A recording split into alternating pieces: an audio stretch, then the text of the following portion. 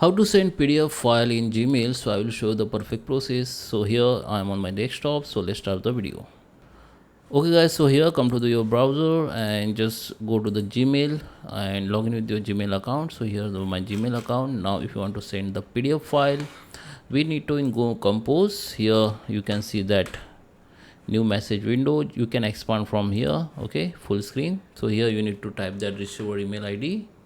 Okay, you can write manually also. You can simply write like this if you want entering new email ID like this. Okay, and here the subject may be your related work, so you are sending PDF, so find PDF report, whatever you want you can write here. Start with the greeting, start your body. Here the signature you need to write thanks and regards something, and your name, your website or email and phone number, whatever you want you can write here, because this is your own signature.